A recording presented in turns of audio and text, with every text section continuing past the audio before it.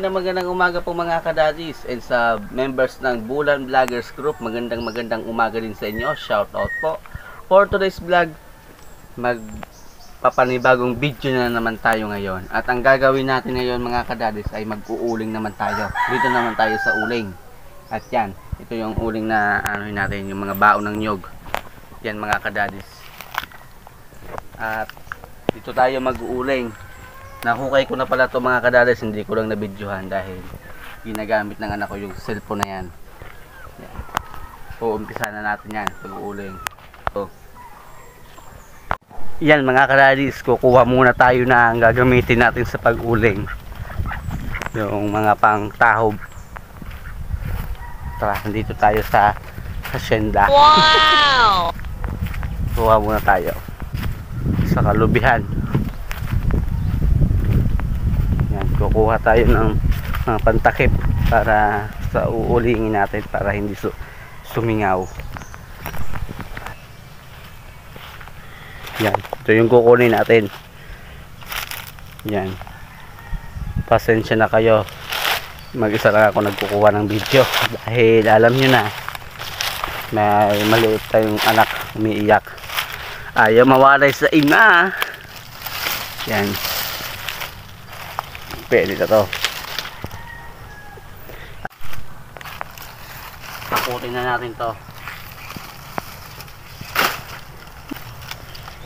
Tara, ito yung gagamitin natin. Nangwaang ka lang ha. Na ano, hindi naman ito gagamitin. Sa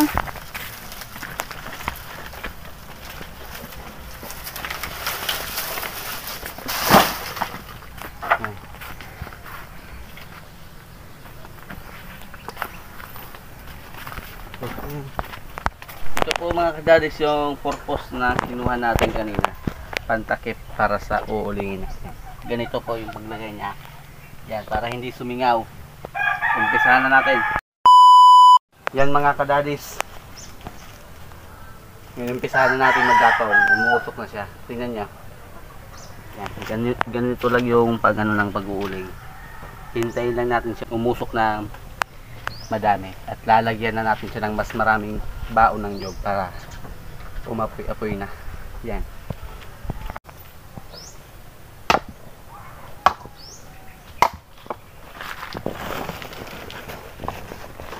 Unti-unti lang para hindi mapatay yung apoy.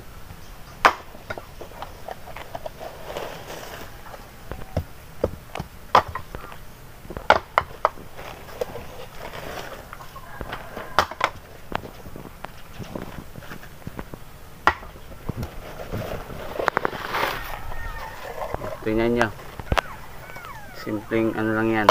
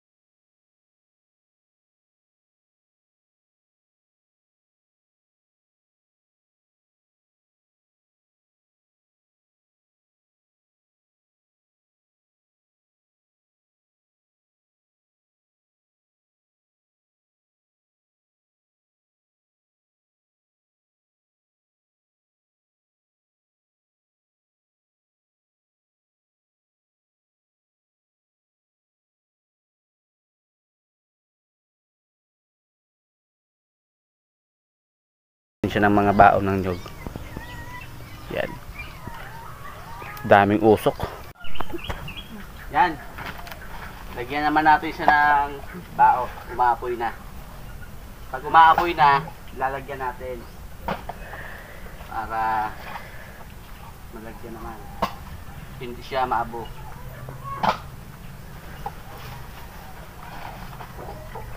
Kasi kapag pinabayaan natin siya umapoy, baka wala tayong aanihin. Edi wow!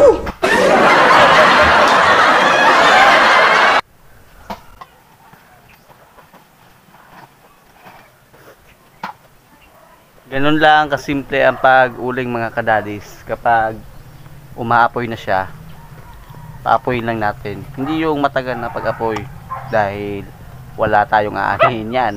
Kapag umapoy na siya, lagyan naman natin siya ng bao. Lagay naman tayo ng bao. Tapos pag umapoy naman ulit, lagay naman tayo ng bao. Para pantay-pantay ang pagkakaluto niya. Katulad niya na, umaapoy na.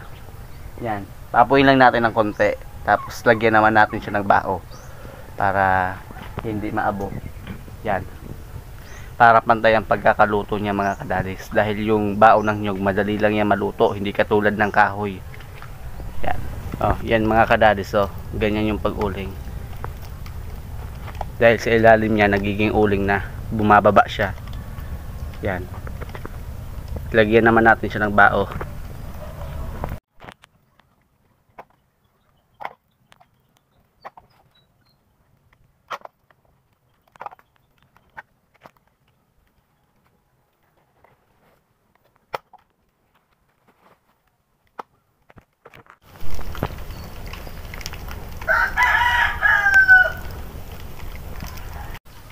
Yan. Okay na to. Ito yung gagawin natin, no? Kapag uling na siya. Tapsik-tapsikan lang natin ng tubig. Tingnan nyo, uling na siya.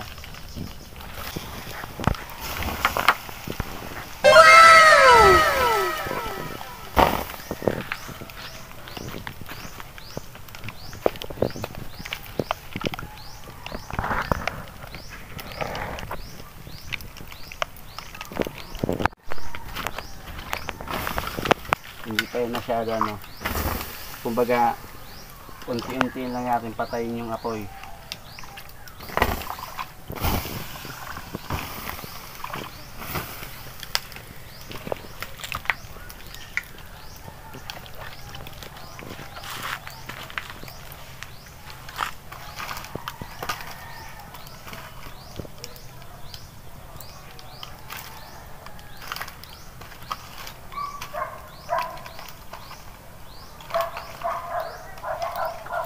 Yun ang ibang hindi pa luto. Talusin lang natin para maluto ng maayos.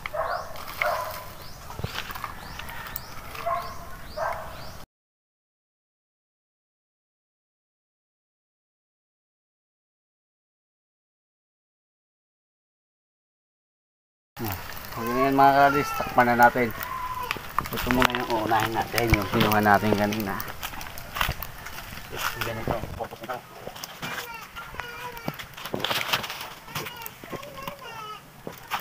Yan. Lagyan ulit natin ng saging para sigurado na walang singaw. Sigurado tayo. Para lagi panganin, no?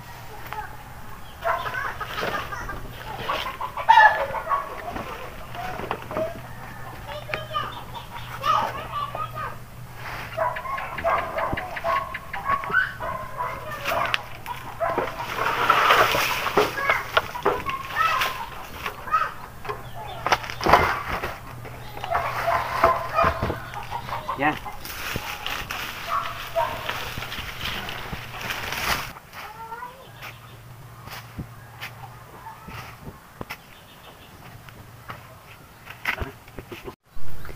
Yan. Okay na.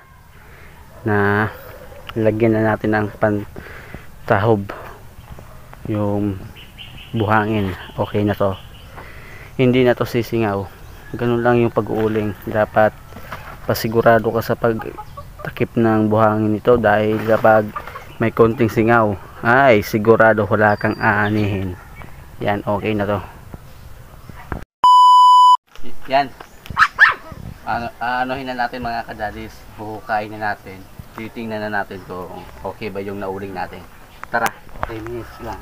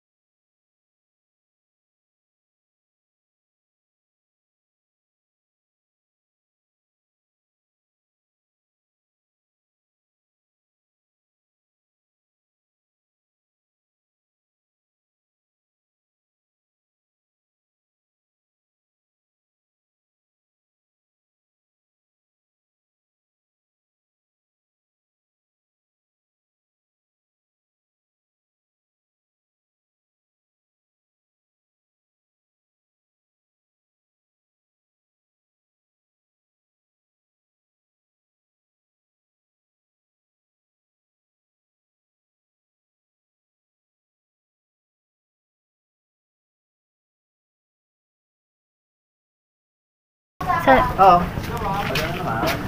Oh, sabitan. May ikat pa nagdadayo. May pala kami. Oh? Ano lang? Pwede mo masahe ka rin ba, no? Pagkasililaw ka kami dito. Shoutout pala sa grupo ng Bulan Vloggers Group. Magandang tanghali sa inyong lahat. And kay Kuya Regan Vlog, sa leader ng Bulan Vloggers Group. Magandang tanghali sa iyo. Shoutout din po. And gusto ko rin po i-shoutout ang nagpa-sponsor sa pa-charity, papiling ng Bulan Vloggers Group na sina Ma'am Entay Poryo, Miss Elma Balderrama at kay Ma'am Opilia Malong. Thank you po sa inyong tatlo. At sa OFW's Vlogger, shoutout sa inyong lahat. Yan, pagod tayo. At yun po, hanggang dito na lang po tayo mga kadadis. Ingat po tayo. Bye bye.